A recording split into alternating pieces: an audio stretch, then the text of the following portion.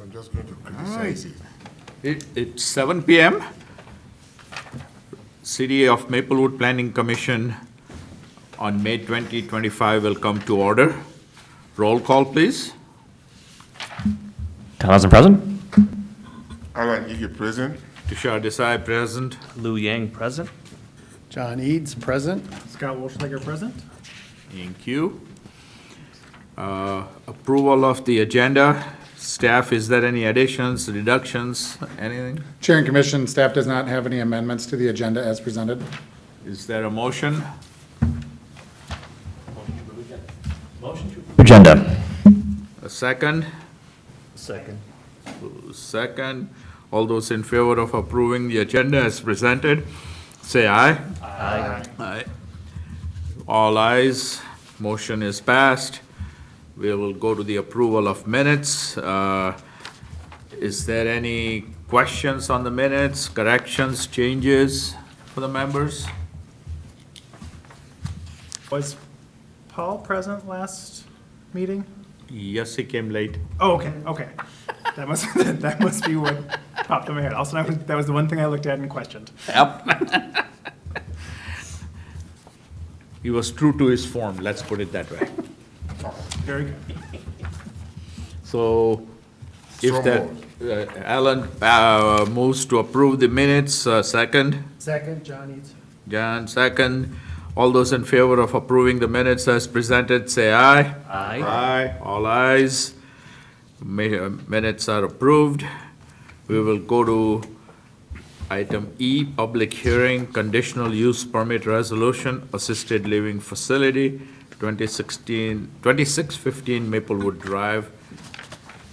Thank you, Chair and Commission. If we could have the overhead, I have a handful of slides to walk through our discussion this evening. So as the Chair mentioned, we are looking at the vacant property at 2615 Maplewood Drive. Give another minute. There we go. This is a 9-acre vacant project area that we're taking a look at. Matt Frisbee, the owner of this property, is present here tonight. He is proposing a new 32-unit assisted living facility. This property, as you can see, is outlined in the red polygon located just southwest of the County Road C and Maplewood Drive intersection.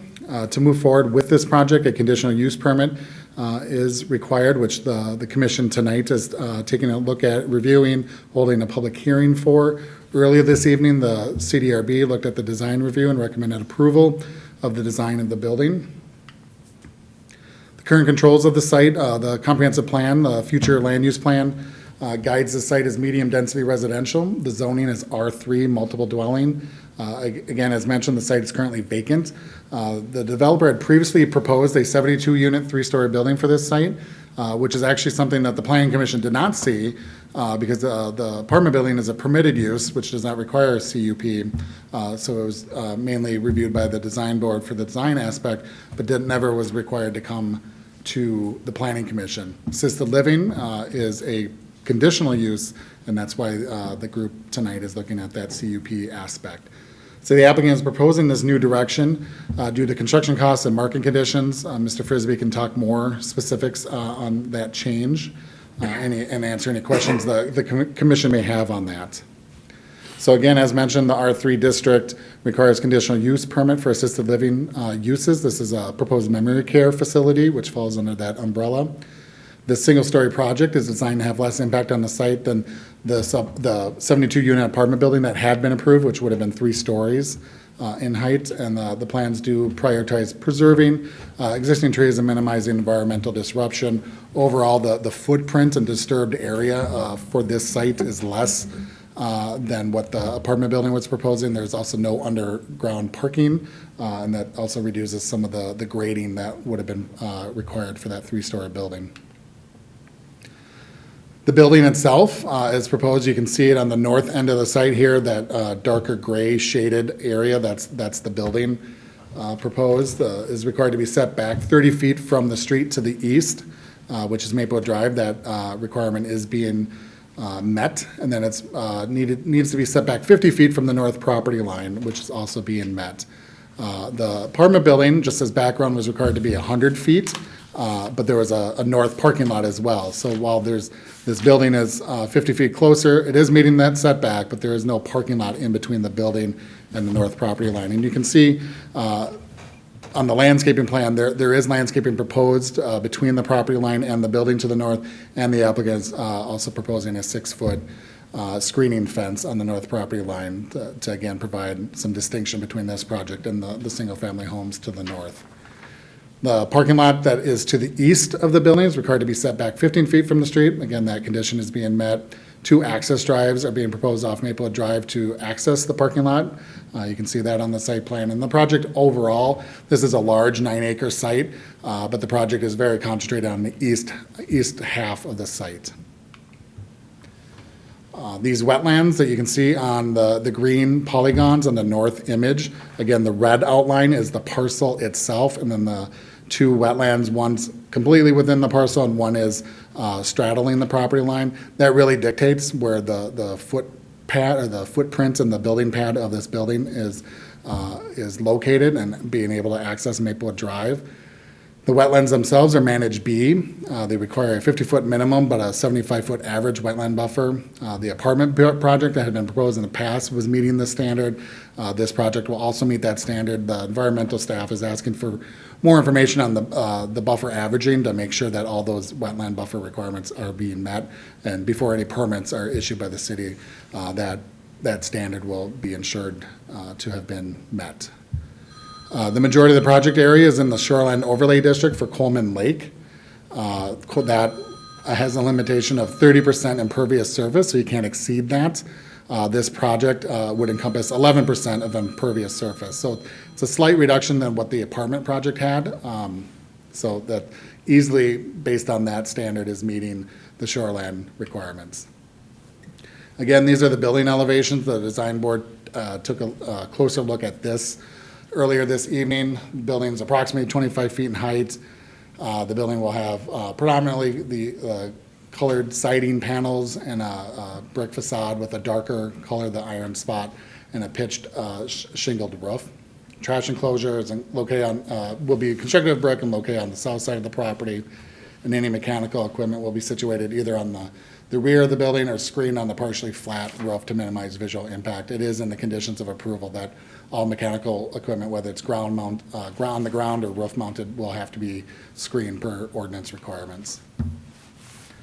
Touching on landscaping and screening, there's a number of significant trees on the site that will be maintained. Of the 143 significant trees currently on the site, 24 are proposed to be removed for the project. The applicant is proposing 38 new trees.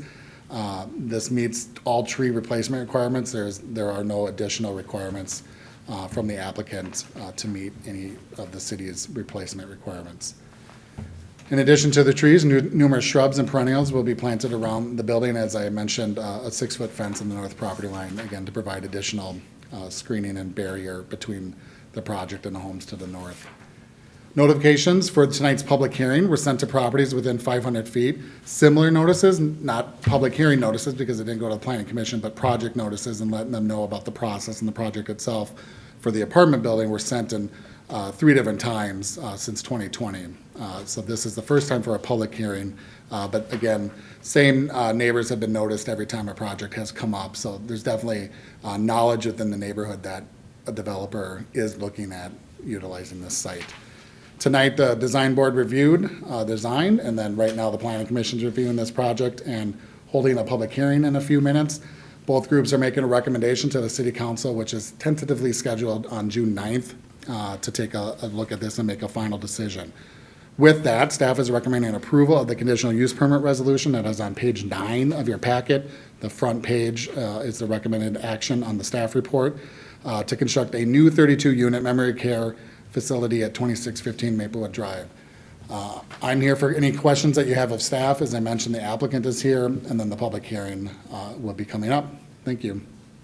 Any questions for the staff?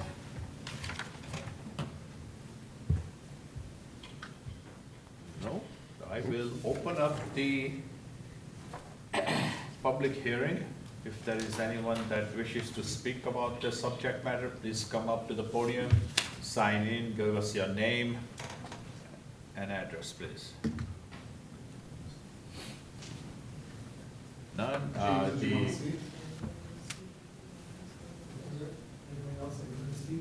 I'll present later. Yeah, if you wish to speak, come on up, please.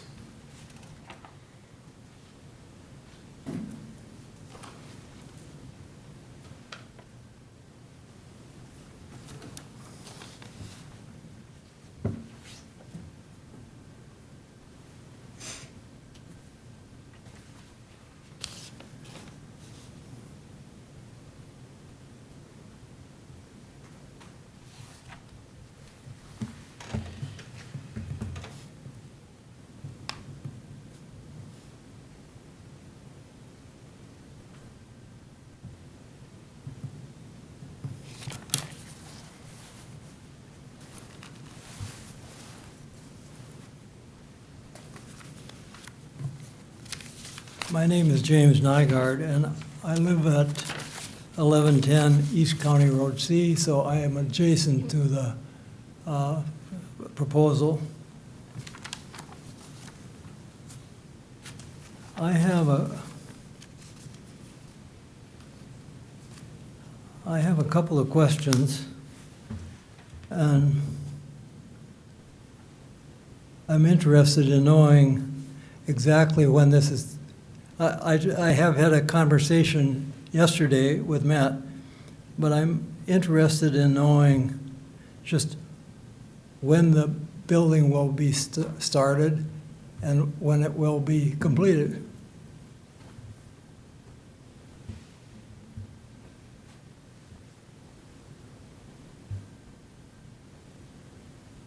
I have another issue with, I don't think this was intended, but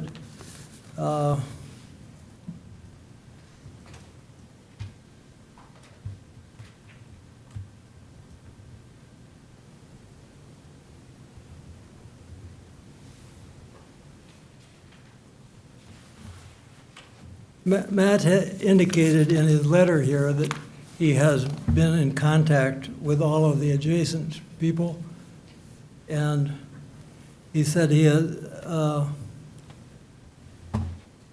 and I will tell you that I have not had contact with him until yesterday.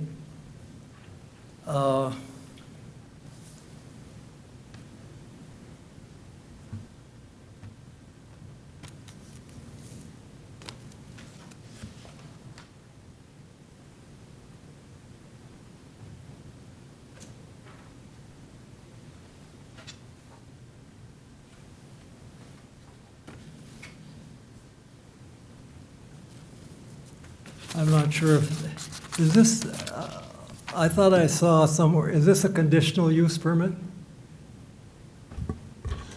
Chair and Commission, correct, yes. For to have an assisted living facility, a conditional use permit is required.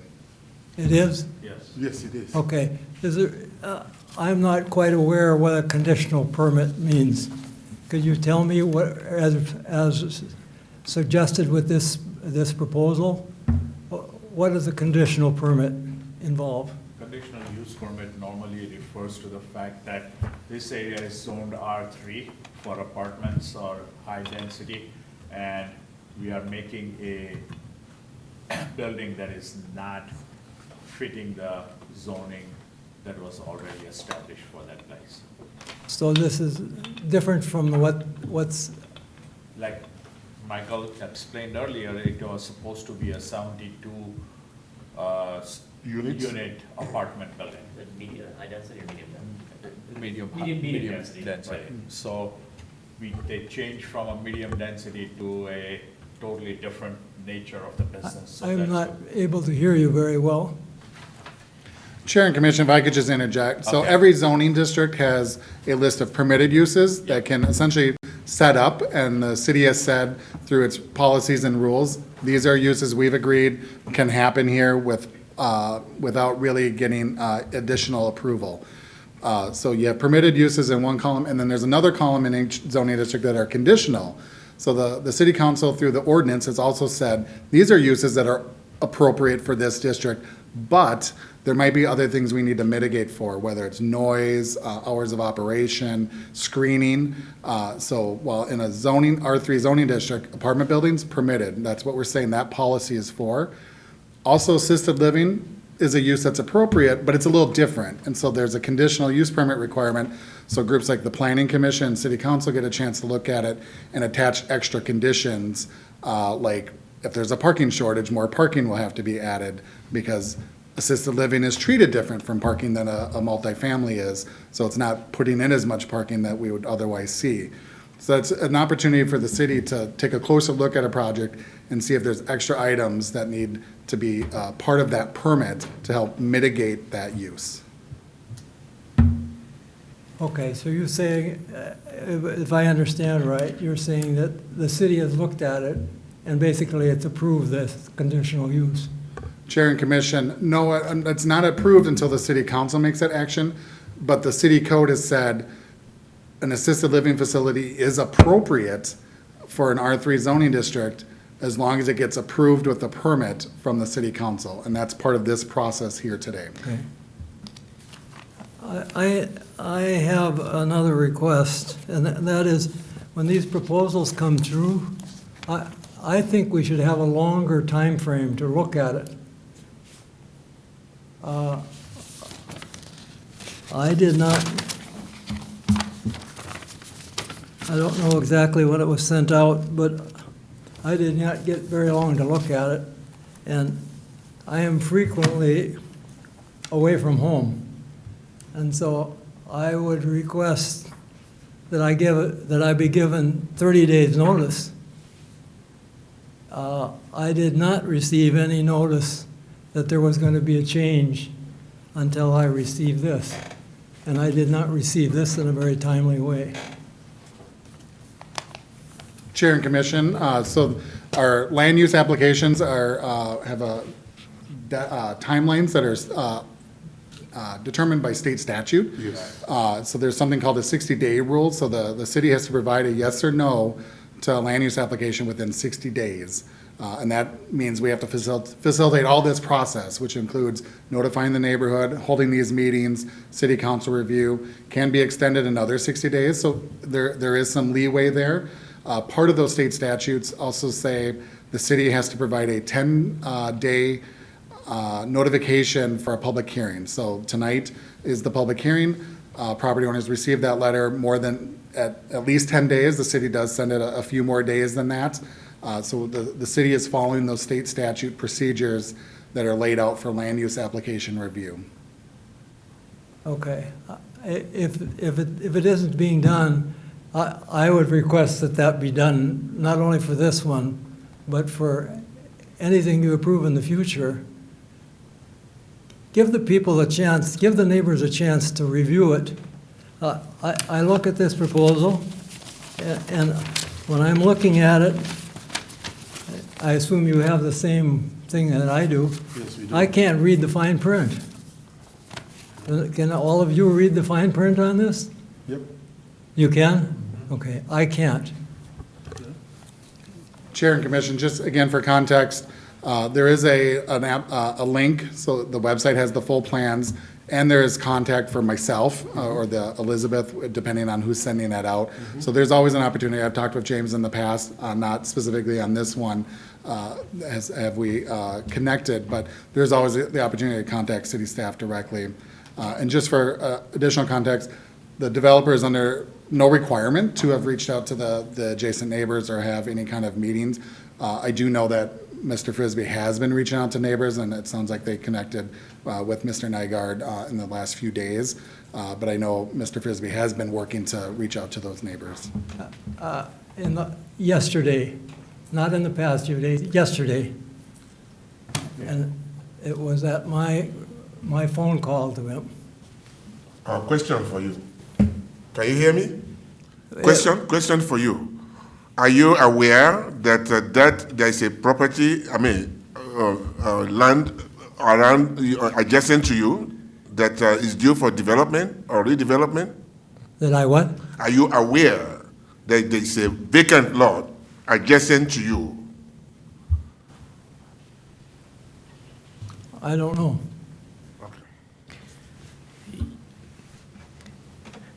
Well, so I think your point is the lot was zoned for medium-density housing. So the original proposal of, what was it, 72 unit, that is what that land is zoned for. So in this proposal, it's actually much scaled back from what the approved zoning is.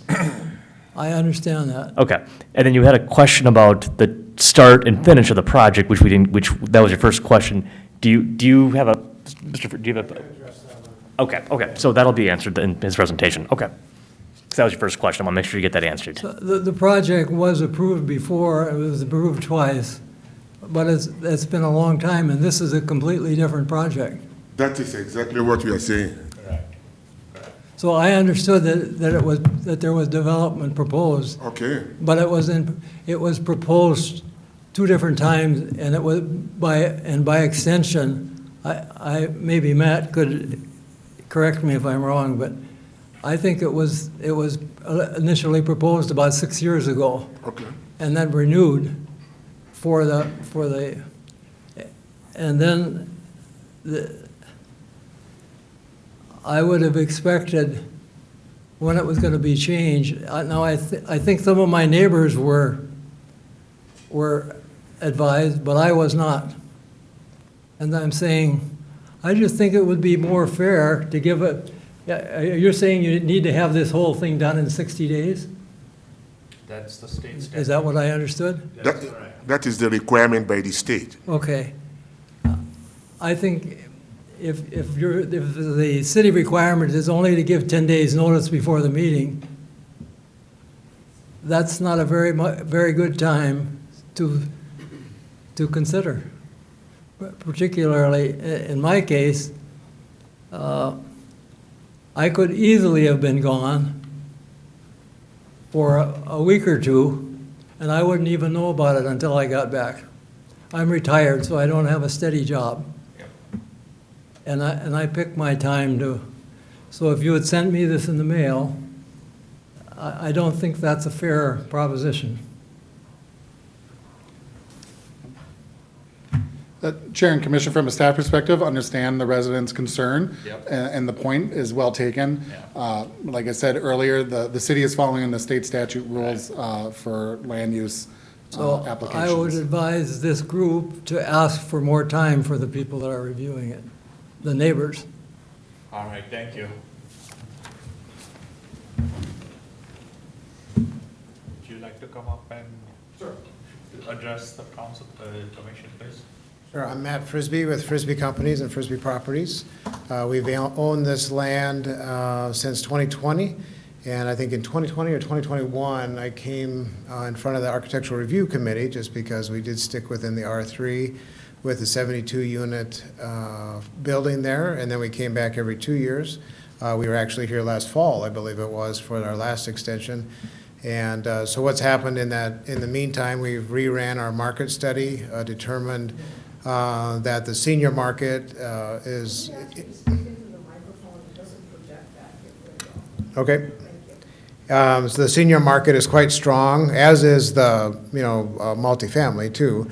And just from the economy of scale to get the project underway, financed and built, this was a much less of an impact, a much easier project for us to pull off and move ahead with. In regards to the time frame, we would be looking to, with the city and the city council, if things come together that way, we look to wrap things up. And our financing is coming into place right now to be closed in July, 1st of August. So our idea would be mobilized in August or by September 1 at the latest to go.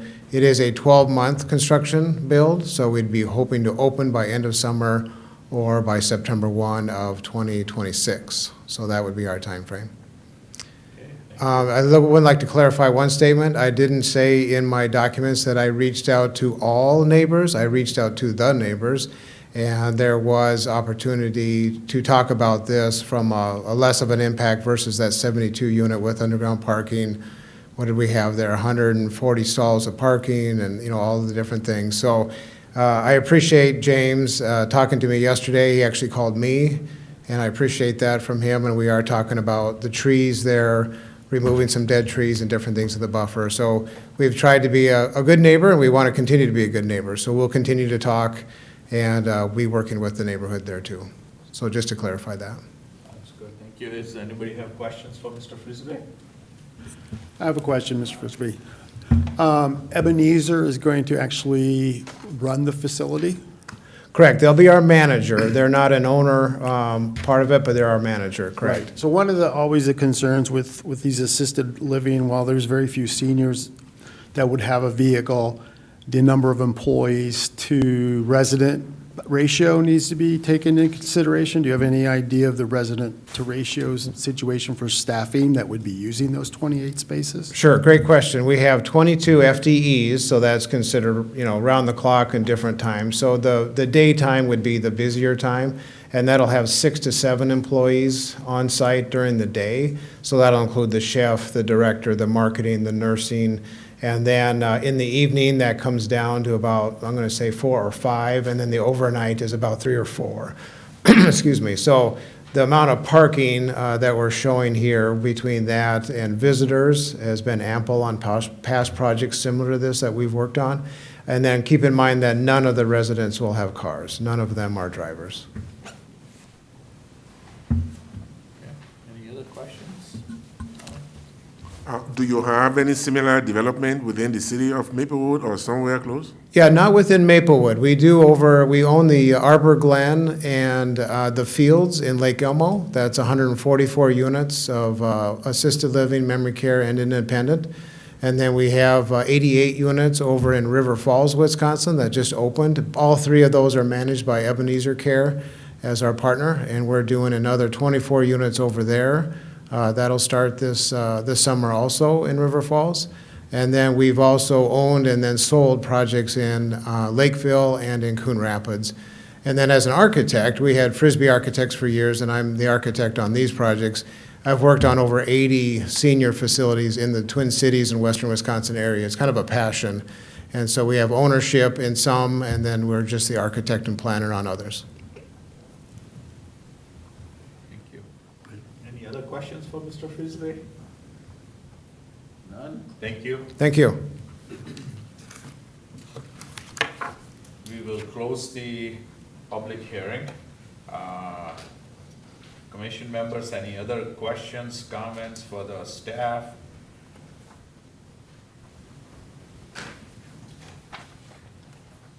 If there are no questions, is there a motion?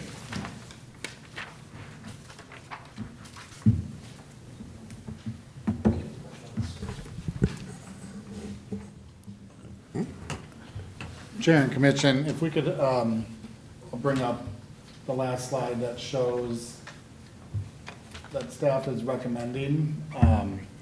But I can, on page 9, there is a recommended action, motion to approve conditional use permit resolution to construct a new 32-unit memory care facility at 2615 Maplewood Drive.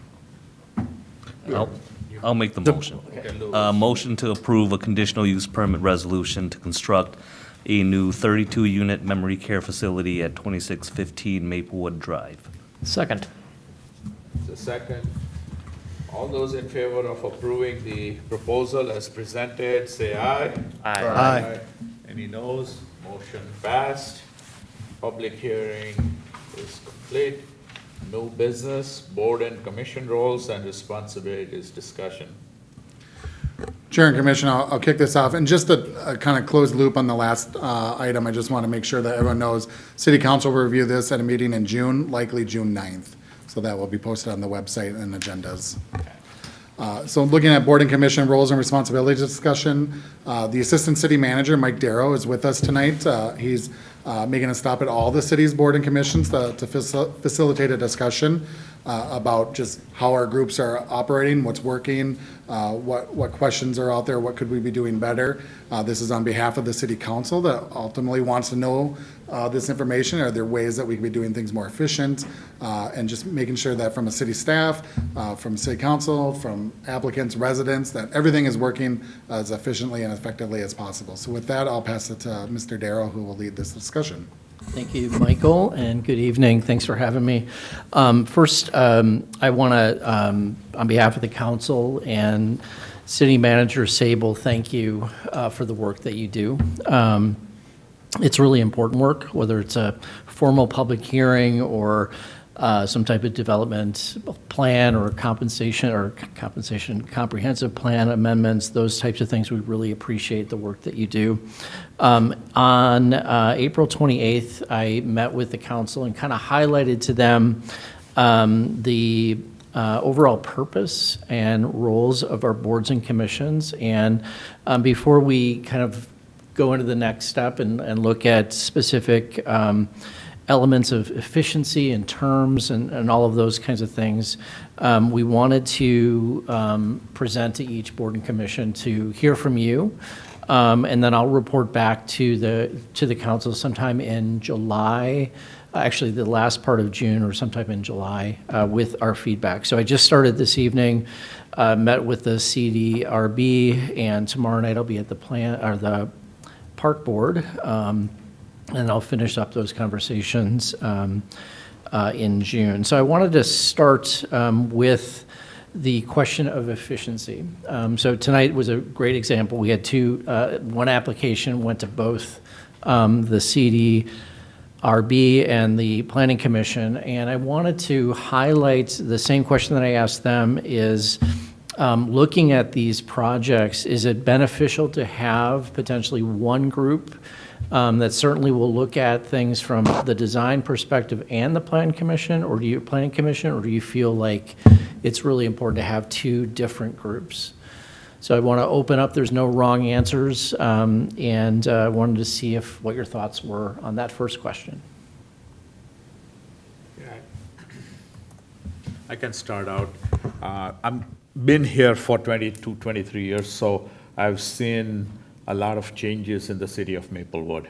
When I started with Maplewood Planning Commission, there was a lot of projects that were ongoing for the commission and the CDRW to evaluate, to the point where I felt that keeping them separate was the most optimum way to go about handling all the business of the city.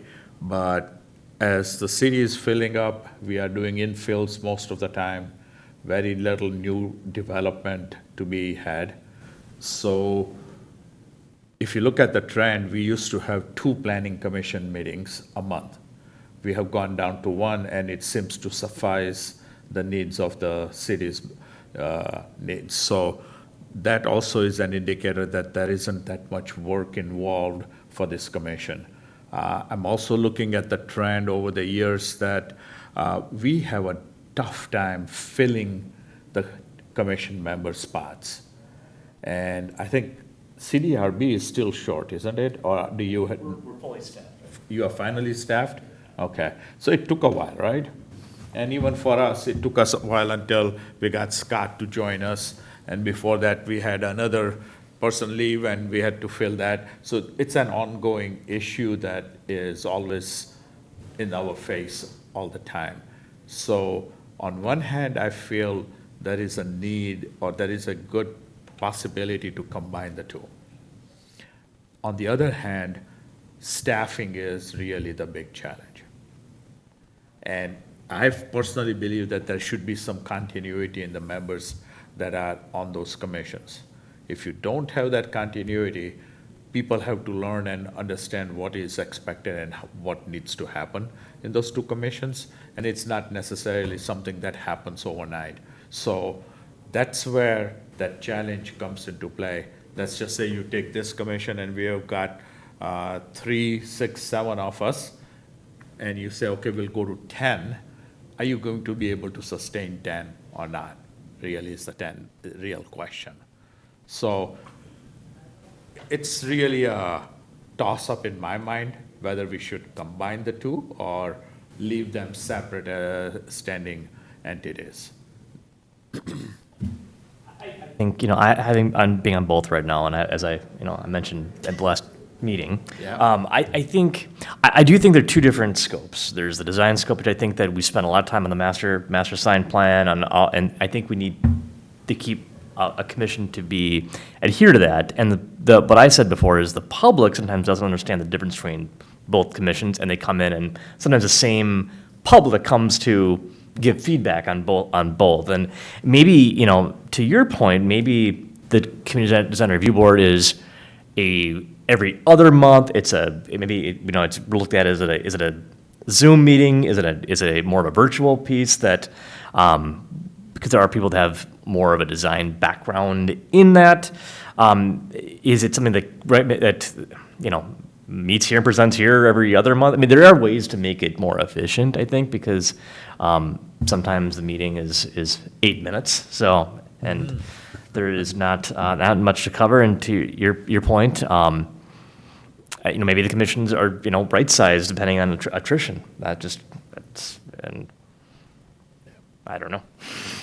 Yeah, those are all opinions, right?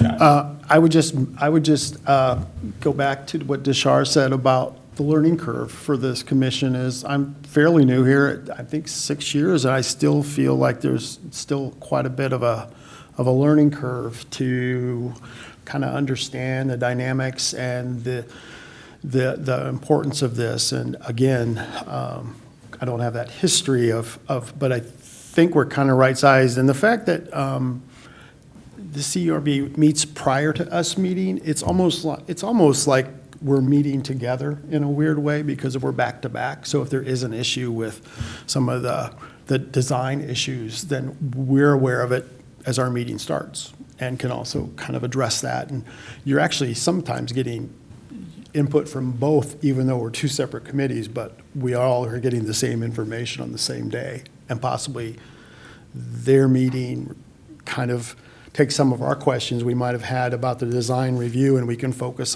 more focus on the planning and some of the others. So the separation seems to work for. Coming up on John's comment, something that I have thought about from time to time is when we get the minutes, if we get more information regarding CDRB, and sometimes it might be applicable for CDRB to get the Planning Commission information, so that we can kind of, when we are also reviewing it, we can kind of see the consolidated proposal that the developer is putting out. And even though it may not be our purview in Planning Commission to ask questions on CDRB, it still kind of leads to some questions that say, hey, they've got this challenge here. How is that going to impact us here in the planning side? And yes, that information that pertains to CDRB should be clearly identified in the notes that are being given to us. So, and again, it's because of experience. Some people will look at that and say, hey, do I have to make a motion on it? Because they didn't differentiate between CDRW motion and a Planning Commission motion. But if that is kind of clearly identified, I think that would also be a beneficial process. It was mentioned there's kind of two separate pieces between kind of the design review and the Planning Commission. There's definitely some overlap there too, and there's definitely some kind of complementing of each other to where I could see a benefit to hearing both parts of that. But again, like it's been said, it's, the load with all the projects, it could become too much potentially for one group to hear it all at one time.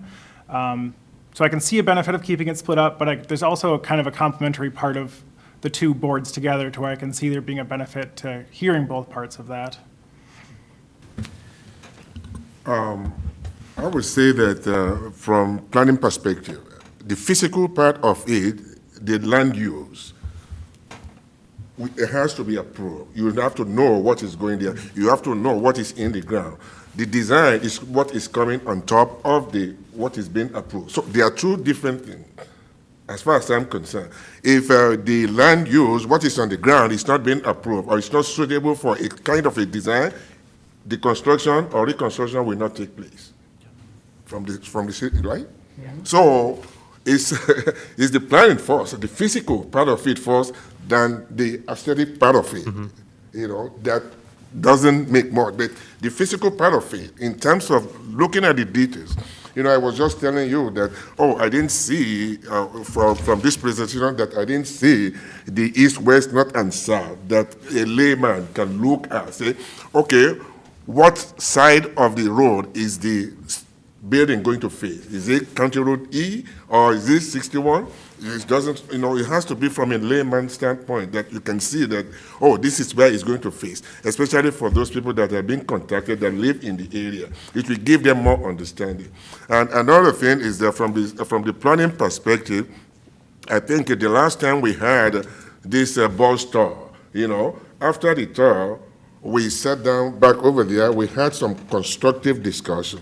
And then the city manager promised at that time to involve the planning board more on the, right from the nucleus of some of this approval.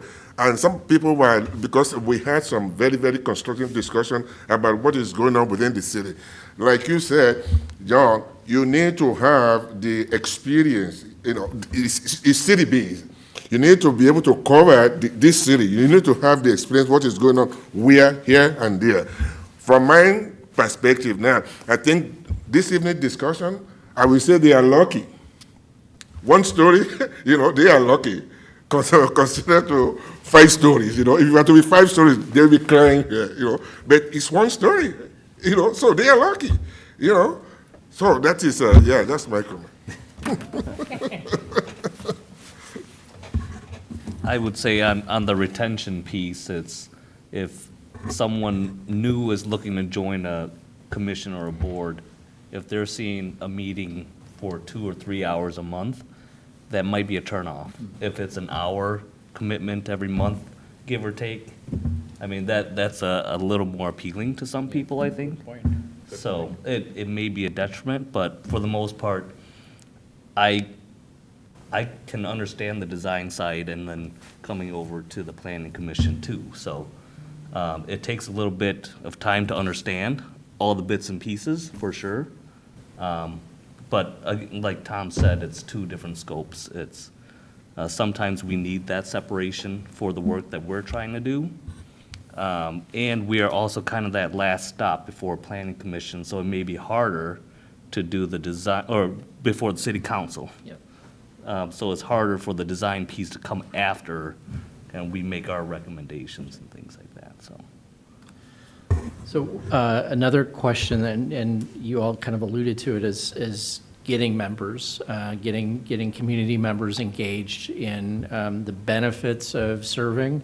And so I'm curious, before we jump into, and I know some of you were at that council meeting, we talked briefly about terms.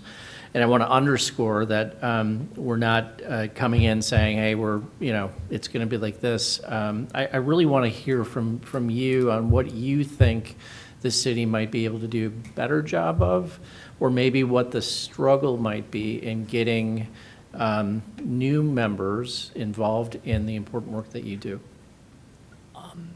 I think just the website itself, it's very overwhelming. If people can't find projects and things, maybe there's room there to market that website better on what the city of Maplewood's doing, how you can be involved, and if there's commission openings. I do know even on Community Design Review Board and this one, there hasn't been a ton of opening, maybe one a year, maybe average. So it's not that it's been. I can't speak to other boards. And they've generally been competitive. Like I said, I had one where I was up against 15 people, and one was against one other person one time. So it's just all in timing. And I think that the boards don't lack talent right now. I think that it would be one thing if there was board seats are open month after month and you can't find anyone, and then there's a major issue. But I do think there's still some competitiveness, and it's great to have people with experience too, because if you run into term limits, having some historical knowledge of the city and some context of what we've done and what works, what didn't work is very helpful too.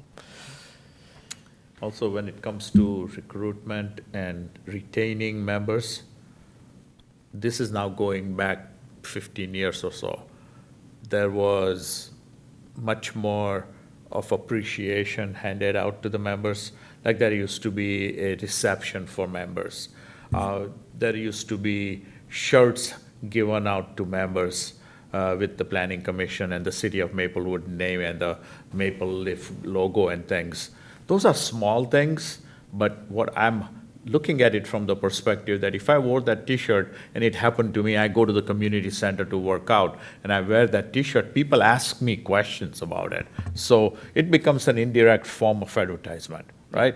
So it's those types of things that you kind of need to work towards to say, hey, how can we make it known to the public in the city that we have such things existing and that we need volunteers to come in and work there? Because I saw the email saying, okay, if you want that $50, was it $50? Well, give us your account number. I personally, and this is again a personal opinion, I really came to work here as a volunteer. So for me, that $50 was not a enticement to keep me going. It's because I want to do it, is why I'm doing it. But that little bit of thanks that are being handed out makes the members appreciate that, hey, the city appreciates what we are doing for them. And like I said, it's an advertisement for you when you've got a T-shirt that is worn around town and people ask you, what does that mean? What are you doing here? And that time in particular, we had some openings that were going on for 3, 4, 6 months at a crack. Yeah. And we had 2 and 3 openings at a time sometimes. You need some kind of upfront advertisement from the holders of that commission to say, hey, this is great, come on out, I'll help you. If you don't understand, we'll have a class and so on, sessions to do those things. We did a training session a couple of years ago. That was kind of fun. How the commissions were training together at the fire station. That was fun. Yeah. I haven't done that in a while. I would say, how does the city advertise positions? I should know this as I got recently invited to do an interview for one, but for me, I submitted my application through the city because I found it because I was interested in it, so I actively sought it out. But is there a way that you guys alert the community to, hey, we're having openings, we're going to be holding interviews for these, submit your application by this deadline? I guess I never saw anything like that personally, but I don't doubt that it might exist. It's in the Maplewood Today magazine that we Okay. get in the mail. It's always Okay. in there for all the commissions that are open. Okay. And I think that's part of that's a great note. You know, some of it, just like recruiting too, is we're always looking at, you know, we've done it this way and that's been good, but there's, you know, everything is changing, right? And how people get their messaging, and some people love looking at a hard copy of a newsletter, and some people are social media, and if it's not on social media, it doesn't exist. So, you know, part of these discussions, for me, are really helpful, and for us from a staff, and I know they're really important to City Manager Sable. So a couple things that I want to take, and just so you all kind of understand that I've written down, and I can't underscore the significance of what you said, of a bit of thanks. That is, that's so wonderful to hear, and it's a good reminder for us. And as I said, and it's easy for me to say, but I know Mike really well, and I know the council very well, and I know that they appreciate the work that you do. And so that's one of the reasons why I'm here. But having those types of things for us to kind of come back to when I'm finished with my conversations with the other boards and commissions, that's one that is a good reminder for us to kind of recalibrate, not just things like term limits and do we pair this together for efficiency. It's also, City Manager Sable talks about celebrating our wins. And that's really important for us too, because this and the work that you do is a huge community win for us. So what I'd like to propose, as I said, I'm going to take some of these, actually all of the comments from all of the boards, and then I'll come back after that council meeting, just so you're not like, what happened? But I'll come back sometime in July or August, whenever that council meeting is, and report out kind of what some of our strategies might be. And they're not just for the efficiency things, but I think some ideas internally and externally on how we can better celebrate those wins is really important too. I'd just like to say or add to the fact that the city too can offer continuous training. We don't know everything, things change, you know, and diversity in age too, or in involvement, background. You know, there was a time we used to have some U of M students over here, you know. They are more current about what is going on over there. If you've been to the institution, you know, doing physical planning, I know they do what is the policy planning at Hubert Humphrey, which is different from physical planning. So things like that can interject and bring some kind of better discussion about what is going on.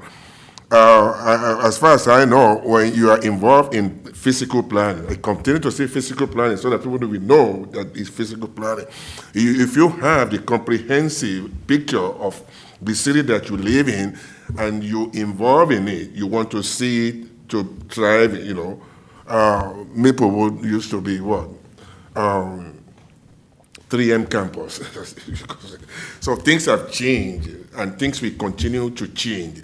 In terms of what the chair said, incentives, yeah. I think some of us have been here long enough that the incentive, it doesn't matter. It's because we are interested in what we are doing. We enjoy it. Yeah, we enjoy what we are doing. But everything, and we cannot be demanding from the city, but the city should be able to, you know, kind of encourage engagement and all that stuff so that you feel, we are not here to replace the city staff, you know. No, that's not the case, but just to have a kind of cohesiveness in terms of what is, again, the physical aspect of it. It's a continuous discussion that will involve the city and then impact the planning commission in terms of making decisions. So it's a continuous discussion that needs to be emphasized.